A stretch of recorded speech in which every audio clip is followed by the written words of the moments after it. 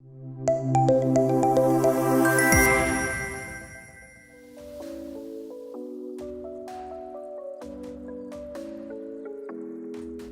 we have our next panel discussion, which is about use of ICT and education technology in transforming digital infrastructure in a campus. And for that, very first I would like to invite on stage our panel moderator. Let's welcome Hemant, Sahal, founder and CEO of CollPoll. And along with him, I request all the panelists on the stage. Very first, I invite Parth, Kotecha, Trustee and Associate Vice President of Nobel University, Junagadh, Dr. Shah, GSFC University, Vadodara, Dr. Shrikant, Provost, UPL University of Sustainable Technology, Bharuch, Professor Dr. M.S. Rao, Provost, Swaminarayan University, Gandhinagar, Dr. Kerav, Director of C.K. Shah, Vijapurwala Institute of Management, Vadodara. Also, I invite Dr. R.K. Vij, Director of Pandit Deen Dayal Energy University, Gandhinagar. Dr. Shrikant, Provost, UPL University of Sustainable Technology, Bharuch. So, we can join him later, right? And we can start the panel discussion.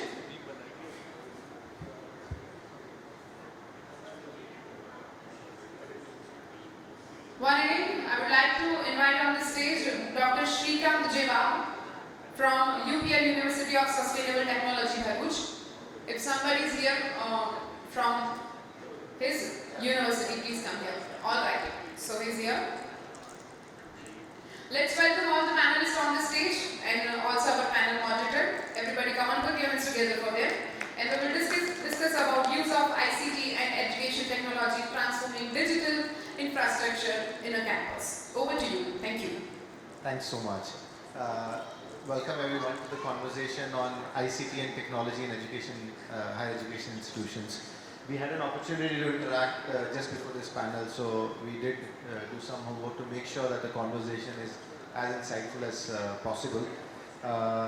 So first, I will invite all the panelists to share their views specifically on where do they see technology adding more value. We all understand there are very standard use cases of technology, like everybody's collecting fees online, doing an academic schedule online, publishing results. I think those are very old use cases which we are hoping or expecting every institution should be at least doing.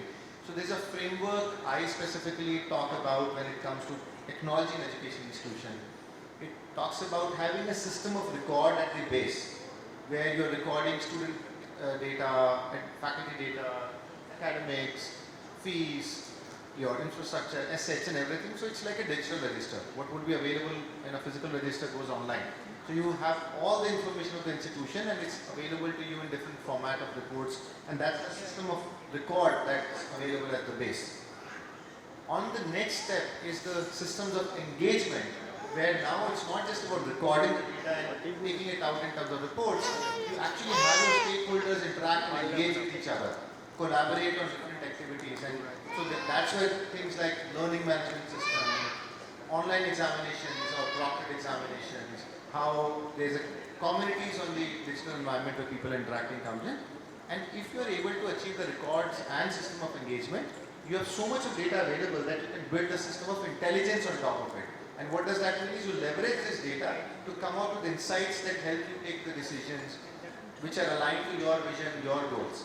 And that's a framework that we usually talk about when we talk about digital transformation. System of records, system of engagement and system of intelligence. So in that context, I would first invite all the panel members to share their thoughts on how they see technology being leveraged at higher education, especially which is inspired from their own experiences.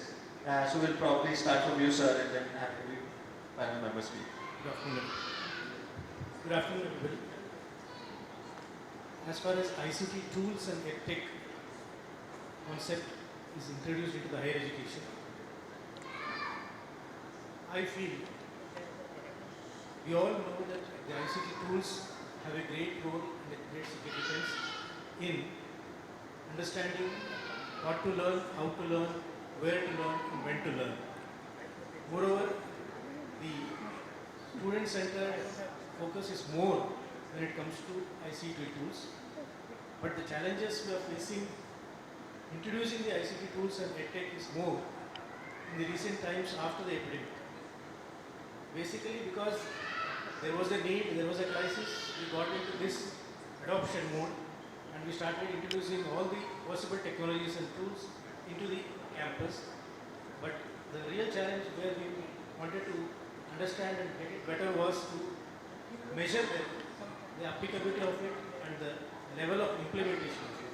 Whether it is really successful, what are the real challenges faced by the teachers, by the administrators, because these tools are being used not only for the teaching but also for the entire academic administration. So there are different levels where we are seeing that there are challenges which needs to be addressed.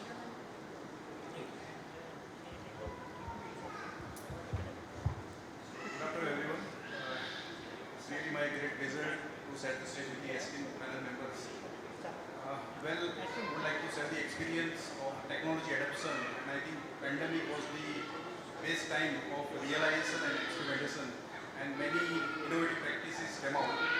The important one was the engagement of the students virtually, where a lot of experiments were done by the faculties. Learning management system is, I think, one important tool where we could engage the students. In fact, there were so many innovations in the pedagogies. The important one was the blended learning, flipped classroom, which again changed the entire landscape of education system. And there were plenty of opportunities to learn. At the same time, there were many challenges which we come across. The most important was the digital divide. Still, we are not well prepared. First, we need to think about the digital infrastructure. We need to address so many challenges, but at the same time, it is great learning. And now, whatever we learn, it is new normal, and now it is the integral part of our education system. And because of that, many new systems have evolved. We also see a use of AI/ML and AR/VR in adapting this education system. And everyone has realized that time has come to upskill and reskill. And that is, I think, that will be the way forward. So I would like to take a pause and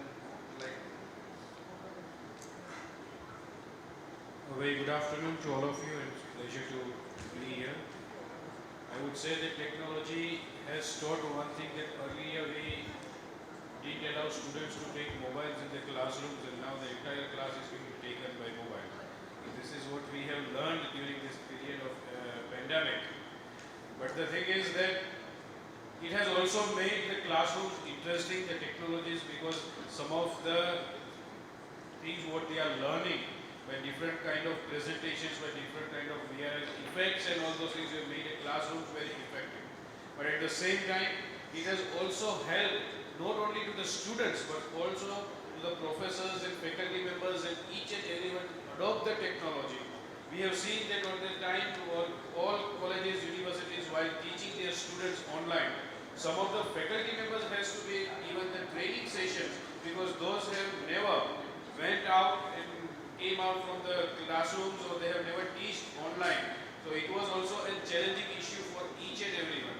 But the things that we have to accept, that if we won't update, then we will be left out.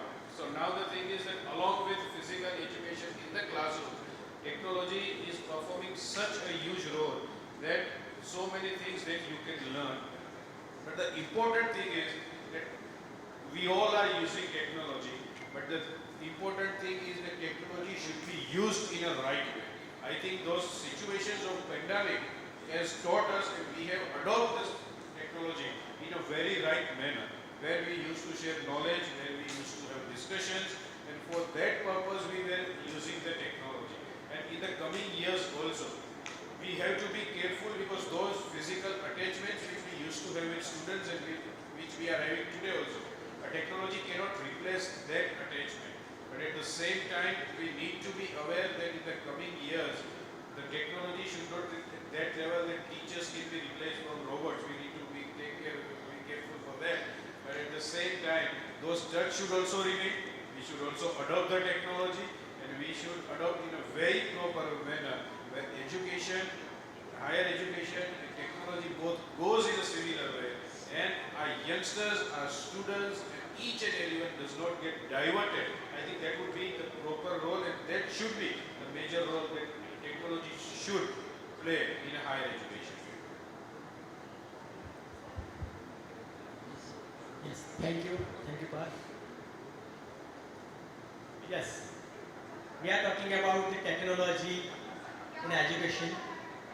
We have already learned during the pandemic part how we can utilize it. And one of the panel members rightly said that we don't allow the cell phones in the classroom. But since last 2 years, you have to use the cell phone with internet facility. Right? We have one quote in our Sanskrit language. Sa vidya ya vimukte. Means the knowledge that gives us freedom. Freedom from what? Freedom from fear, according to me. Any kind of fear. Yet we are taking the help of technology in handling our all kind of fear. Right? At present also we have the technology, we have video, we have photographers taking the photograph, we have this mic system, even we have timer over here to complete the session in time. Don't worry, I know that the session before the lunch and after the lunch, these two are very critical sessions. But the moderator and all panel members agrees to keep it in a limited time and interesting also to discuss about the technology. When we are talking about higher education, we have an education policy 2020 where it is divided into two parts. One is for school and one is for higher education. Higher education includes the institutions, colleges, where they can get a degree. Now in higher education, where we are using the technology, starting from admission, then we have classroom, then we have to collect the fees, technology is there. Then we have to arrange the timetable or the exam schedule or the academic schedule, then the technology is there. When we have to take the class, technology is there. Recent example today I want to give.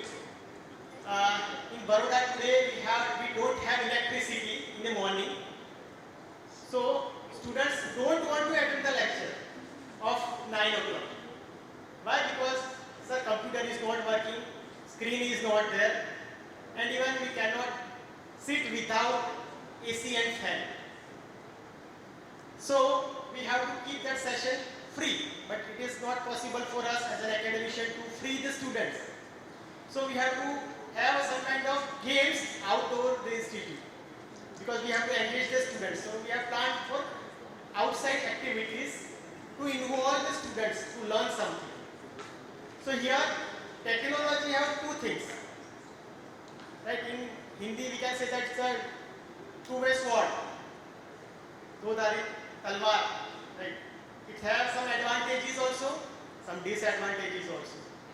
Our imagination power get reduced. Lots of debate taking place for this part. Technology, the Google, forces us not to think too much, because our mind processes only pictures. Our mind processes only pictures. Right? Suppose I want to tell a story. एक जंगल था, एक image आ गया आपके दिमाग में, right? बहुत सारे पेड़ हैं, आपको शेर घूम रहा है, tiger is there, right? So this kind of image, our mind always processes the images. अब ये जो imagination है, जब हम Google से या इंटरनेट से देखते हैं, that time this imagination level get reduced. So these are some, and we are become little bit skeptical for the technology. So these are some disadvantages of technology also. So we have to take care of both the things while using the technology. Thank you, sir, for giving the chance to share my views. Now I hand over to Vagh, sir.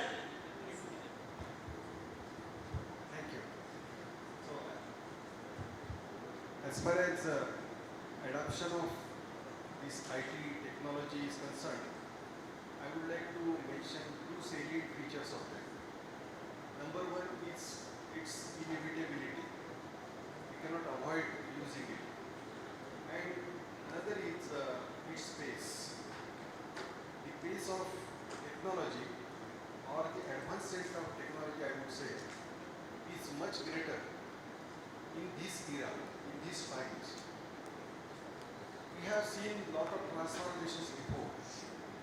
Education is the field where transformation has always taken place. And through that transformation, new things have come up. However, the transformation which we are now seeing is much at higher rate than what had earlier taken place. Every day something new is coming and the old is becoming redundant. So for that matter, what we have to do in academics, say as teachers or managers, we have to keep pace with it. So this keeping pace with this advancement of technology or the accelerated rate of advancement is the main challenge. We all know that students come to the universities or institutes for learning something. However, along with the pedagogic learning or for whatever they learn for their degrees, something else is also required. Normally, these cultural activities and other things are also there for their engagement. Now, my colleagues have already talked about what they have done in their universities during the pandemic time. We also did one experiment in which not only academic part, but the cultural part was also taken online. And probably we were the first only in whole Gujarat to have our cultural festival for about 2 hours online. And in that, students enjoyed a lot. They have made every program online. So that was the better part of technology which we could use. Although it was a compulsion, but it could be fruitfully used. So that was something which we could maintain our pace with the technology. So this is what we would like to add here. I really agree with all the panel members that there are certain merits and demerits of adopting new technology. But as I earlier said, that it is inevitable that we will have to adopt technology. So we will have to go with a balance, where to use it, when to use it, and when and where not to use it. So this is my opinion about the adoption of technology. Of course, I will be later on speaking on certain challenges and how to remedy and how to find solutions to these challenges also. Thank you. Well, thanks so much to all the panelists for sharing their thoughts on use of technology in institutions. And as we all know, the boundaries between an higher education institution and education technology companies is actually slowly collapsing. So you would see a lot of EdTechs offering programs. And on the other side, there are a lot of higher education institutions which have launched their online degrees, online programs. So those boundaries are slowly collapsing and there is a lot of this mixed area. So I would like to ask all the panelists very briefly if you can speak about how do you see in the next 5 to 10 years physical higher education institutions in the world of where the EdTechs or the technologies are going to continue to evolve and get even more. One, how do you see physical programs at institutions, in the future? And do you see more and more institutions actually moving towards a digital programs? With the introduction of EdTech, different technologies, what I feel is the teacher's role in the traditional setting is slowly decreasing. And it is becoming more student-centered. Teachers are becoming less and less important in the physical university, especially for programs related to medical and paramedical, because our experience says it is more difficult for these particular disciplines in relation to the other programs of engineering and other programs. We see that the students of this particular medical paramedical disciplines will not be able to learn much without the traditional classroom setup. Of course, they can get more and more information, they can become more and more competitive, but the content and the hands-on experience what they can get in the physical classroom or the physical university will definitely be challenging for us. Second thing is, with this EdTech being more and more introduced, definitely the advantages we have are to monitor whether the entire cycle is being done properly, whether the curriculum is being completed properly or not, whether the students are having any other opportunity to gain more knowledge from other sources besides the university. But the basic program which can be done from the physical setup cannot be modified whatever the technology comes in. That is my opinion. Yeah, even I agree with that, sir. But yes, as far as India is concerned, we are not competing with our people. With the help of technology, now we are competing with the world. So we cannot say that I want a job in, let's say, Ahmedabad. So I'm the only competitor. All the people who are residing in Ahmedabad are the competitors who are interested in taking the job in Ahmedabad. It is not so. Now we have to compete with all the competent people throughout the world. So technology helped us a lot in terms of staying little bit ahead because we are not a developed country. But yes, our people are a part of all the developed countries. Wherever you see, the technology is there. Indians are there. Yes, sir. I would like to add, with the adoption of technology, now it has become more learner-centric. So we need to come out with more pedagogies. Even EdTech can contribute a lot. Simple example I would like to give is like every student has different needs. Now how to understand those needs? I think AI/ML can play a vital role where you can have customized courses which may be uploaded on LMS and students can learn with their own pace and time. I think that will be the future where EdTech can take a lead. Up to that extent, I have seen certain EdTechs which are preparing customized content in case student is weak in those fundamentals and they would like to refer the concepts of primary school, then they can refer and learn. In fact, each students will have customized delivery, even they will be taught by different teachers as per their requirement. And that is where AI/ML can come in future. I would like to address issues of other disciplines like medical, where I think AR/VR can play a vital role. I would like to share one experience of the module developed by our students based on AR/VR. It was basically for training firefighters and it was completely virtual training to give that experience of virtual world. For medical also such softwares could be developed where students can have that experience, but of course we cannot replace, but I think that will be supplementary and complementary. This is how we can take it forward, and I think EdTechs have a big role to play and it will come in big way. I just reiterate the question for you, take that before Mr. Parth comes in, is like, what is the future of physical programs in higher education institutions you see in the world which is going largely technology driven? So if you could address that, yeah. Of course, the physical program is going to benefit more to the students, but the things that we need to adopt and the things that we need to accept. During the time of this pandemic, I have seen many of the teachers and including many of the professors and students. There was a teaching app, the same website like Coursera, we all must be aware about it. Students, teachers have done many of the programs. They have for 2 weeks, 4 weeks programs over there.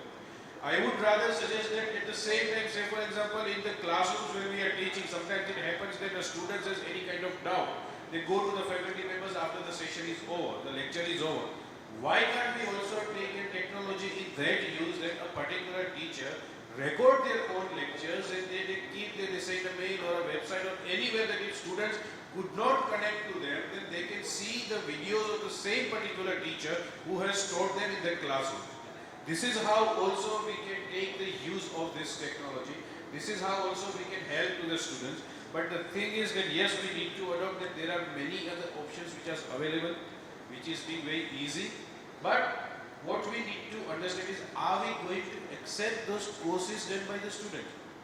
Say for example, from any other way, any particular university or somewhere, if they have done a certificate program for 4 weeks or 2 weeks, then are we going to accept those certificates program that done by the student? Are we going to consider it a valid one just because they have not attained that physically? This is the question.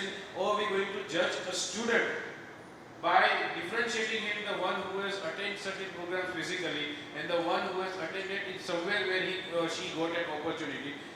The both has the same talent, the both have learned the same course. The one has attended physically, the one has attended online or through the technology. The question is that how we are going to judge the student. According to me, we should not judge any of them by physically or by online that they have attended, but by the talent which he or she individually has. According to that, it matters a lot. Sometimes one who has never been to a school becomes a successful one, and the one who has gone to school 365 days, but they could not achieve something like what other has done. So the thing is that wherever you get the knowledge, or from where you get the knowledge, it's through technology or through physically. But the one who has the knowledge that they have adopted, that they have learned, should be respected and should be accepted by all of us. Thanks so much. In fact, recently the advisory from the UGC very clearly mentions that they are going to give equal value to a physical degree that is acquired in an institution or an online or in distance. In fact, they have gone one step ahead and they have tagged the regular degrees as conventional degrees. They have actually termed them as conventional, in a way trying to put it in a more, I would say, on a regressive way. But Dr. Wagh, if you could share your thoughts. One of the problems I see in this, no doubt one should accept whatever the student has learned from whatever way, right?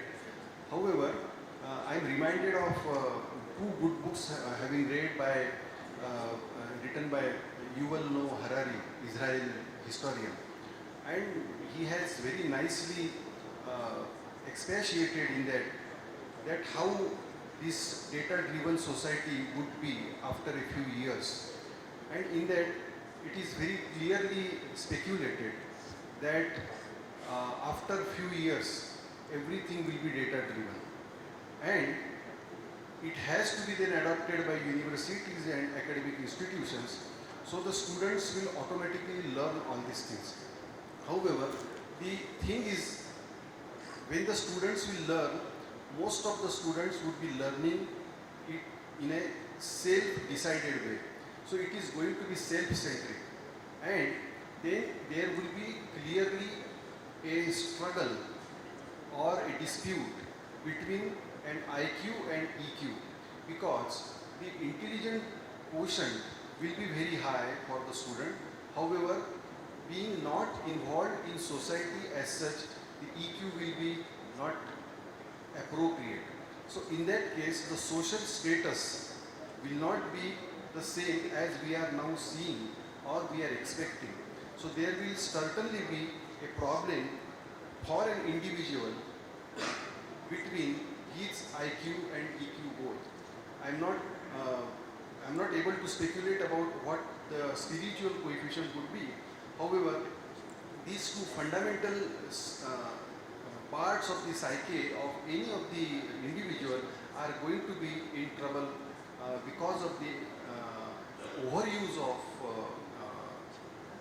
this advanced technology, and which is inevitable by people. I fully agree with Saurabh that learner-centric education is going to be. We cannot avoid it. However, it has got this problem which is embedded in it. That is what I feel. Okay, so that moves takes us to the next question, which is around new education policy, and all of us know that the new education policies brought certain reforms which were long awaited, whether it is bringing in more flexibility in our systems, multidisciplinarity in our education, changing the assessments and moving them from more objective and just fact checking to more qualitative. And so, but with new education policy comes a lot more complexity. We're talking about offering multiple learning pathways. A student can do a major and minor and a concentration. We're talking about a choice-based credit system, multiple entry and exit points, setting up credit equivalence, systems and frameworks, which means that there will be even a larger use case of technology adoption at institutions, because you can't handle so much of complexity by having more number of people or trying to do it in manual ways. So my question is to Dr. Saurabh and Dr. Wagh is, how do you see technology playing a role in accelerating adoption of NEP in higher education institutions?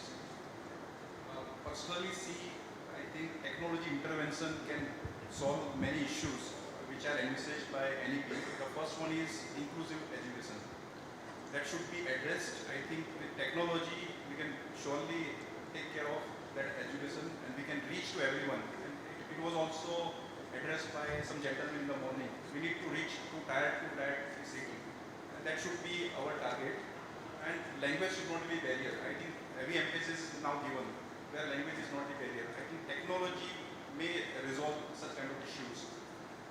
As rightly pointed out, credit transfer will be the biggest challenge. In fact, government has started working for academic bank of credits. But now how to implement that, how to transfer credit of in one university to the other university, again these are some open issues. But surely that will be addressed with the use of technology.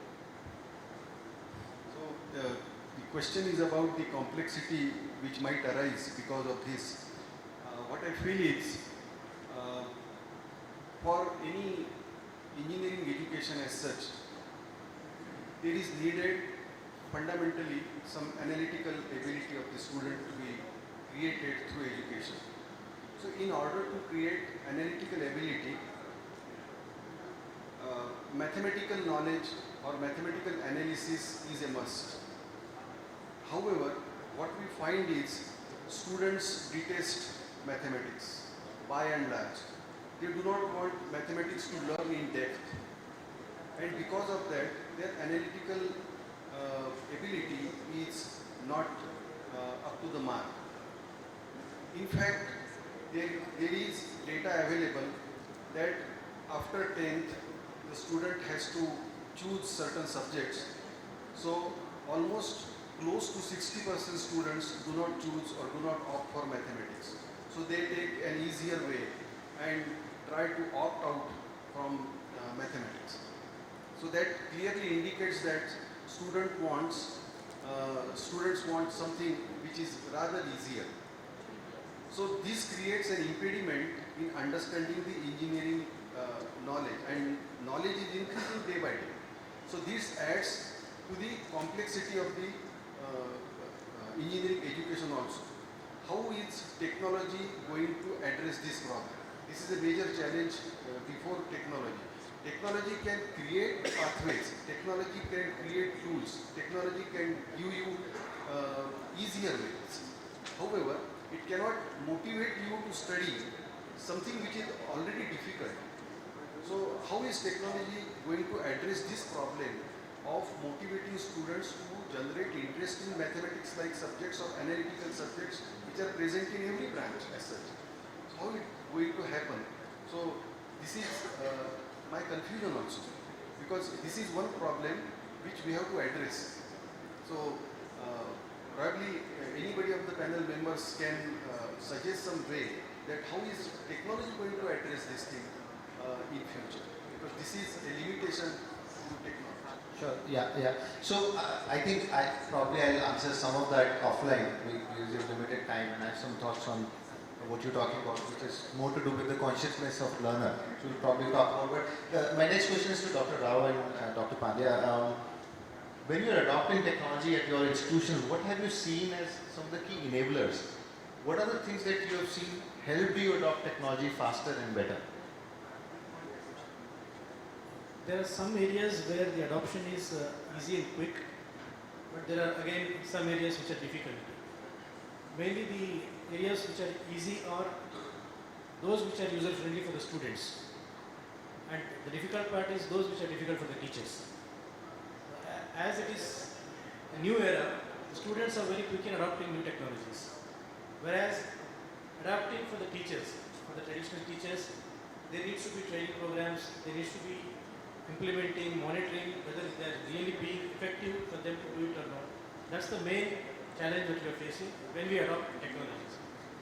Another advantage I have seen in administration, academic administration, by using technologies, a lot of human role has come down, a lot of standardization has come up, because many technological tools that we are putting into use, they have been very effective, and we are able to get good standards out of them, and we are able to generate standard reports out of them.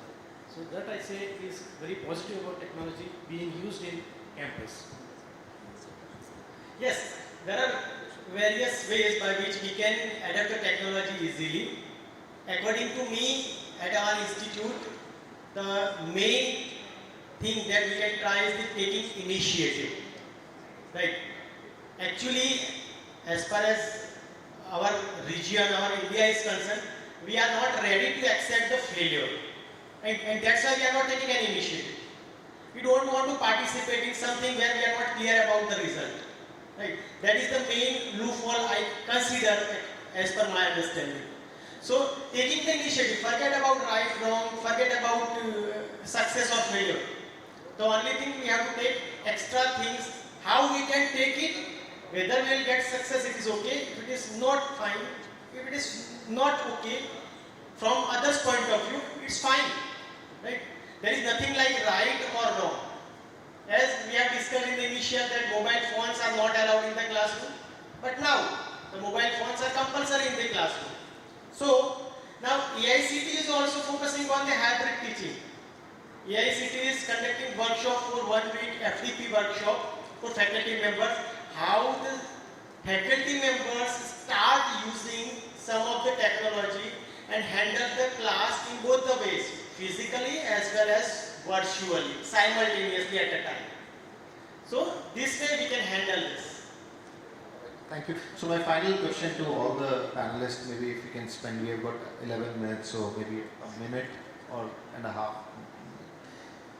It's so, see, before you take technology, let's say you're taking a decision on an ERP, LMS, video conferencing tool, research management systems, and so many others. There's a lot of deliberation, a lot of discussions, largely because there is a budget decision to be taken, right?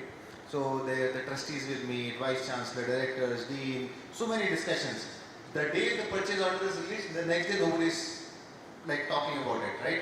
The whole discussions are gone.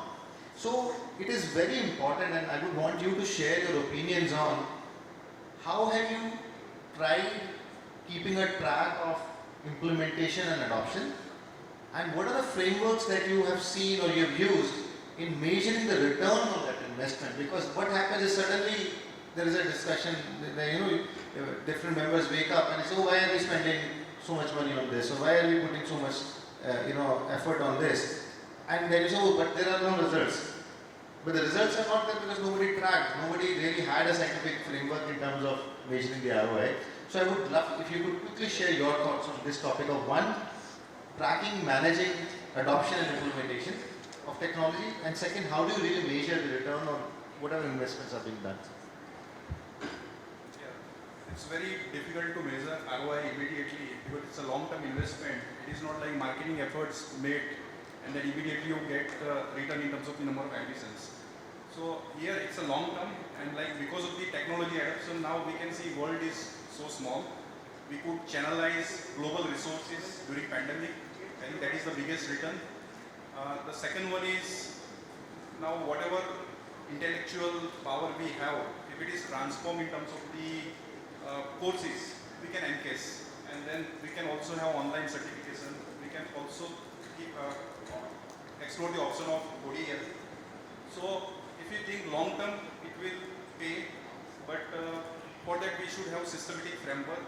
We should actually rather think about our investment and then what will be the long term benefits for the institute, for the recognition, and then what will be the value addition.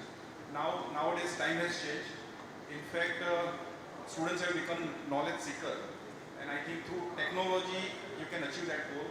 Even merely we are the facilitators. I think technology will play a big role in transforming this entire gamut.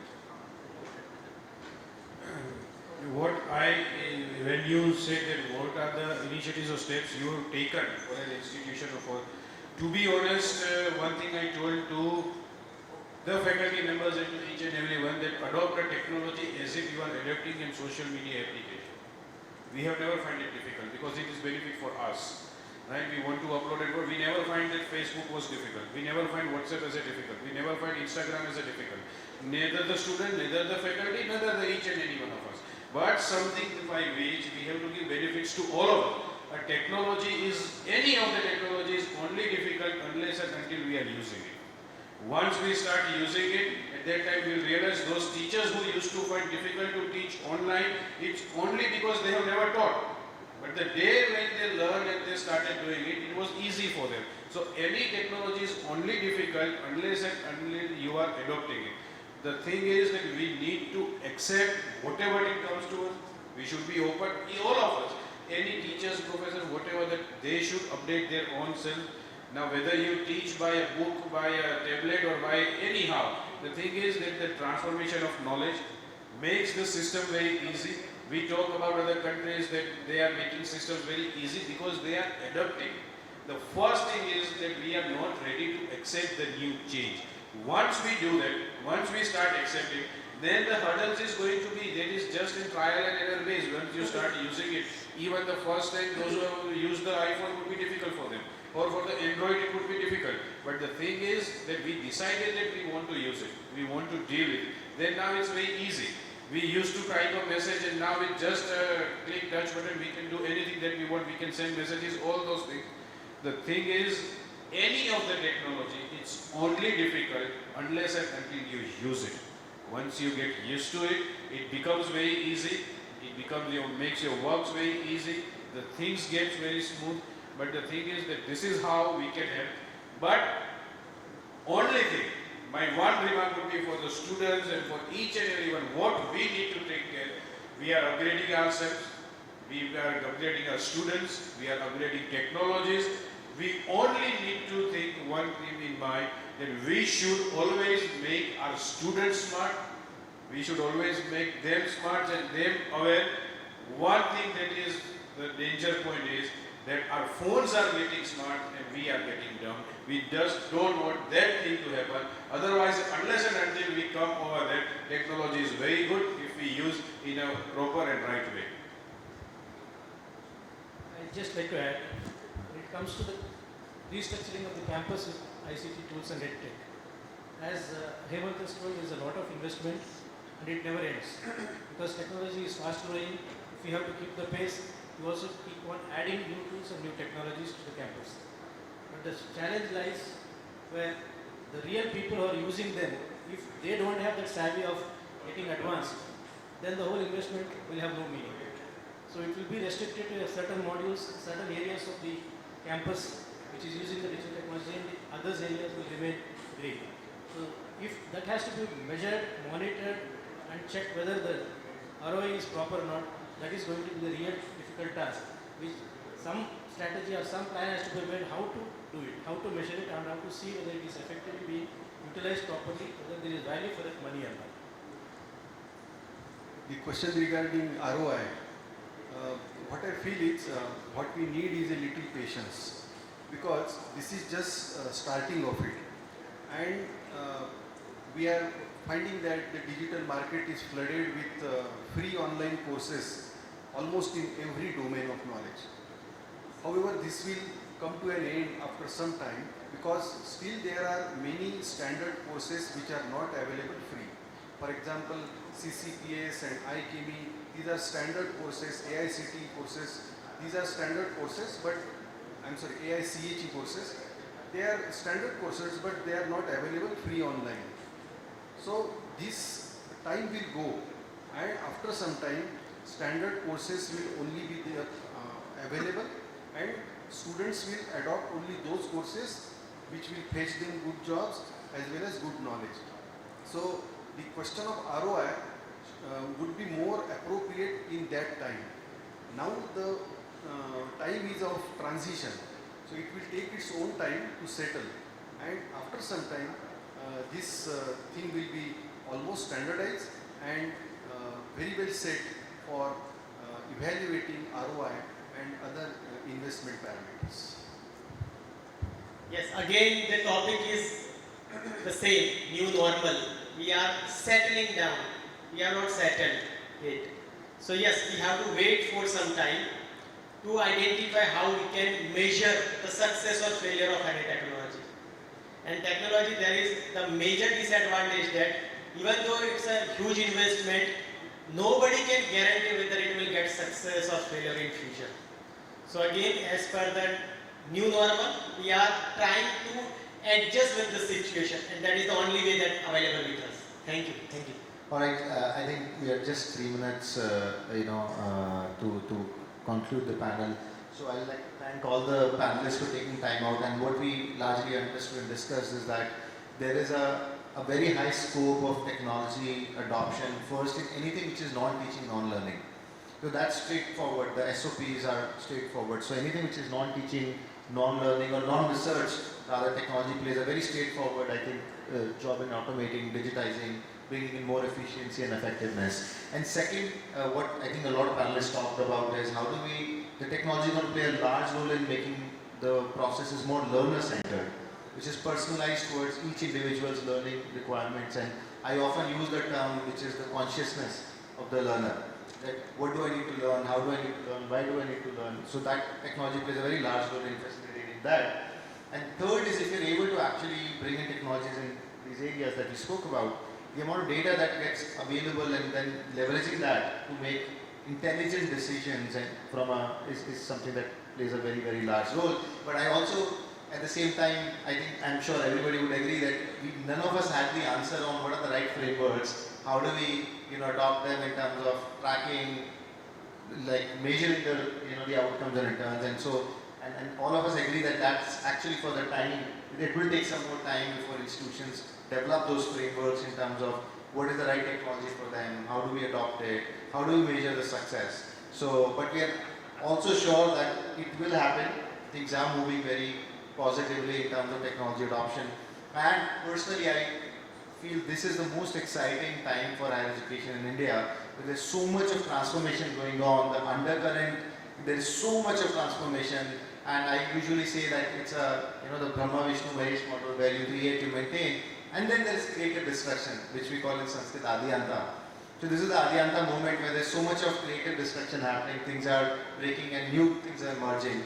So with that, thank you to all of you for attending the session. Thank you to all my panelists for being, sharing their insights. Thanks so much to everybody. Can I have certificates, please? So I request our panel moderator to present the certificate to all the panelists. Mr. Parth Kotecha.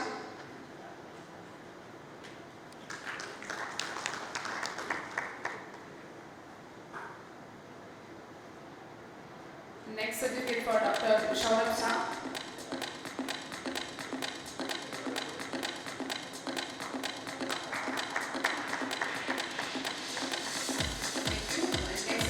Dr. Shrikant.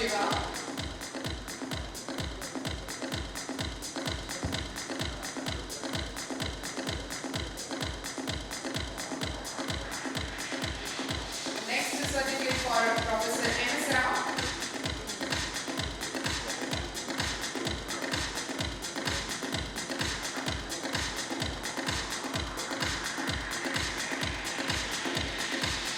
Dr. Kerav.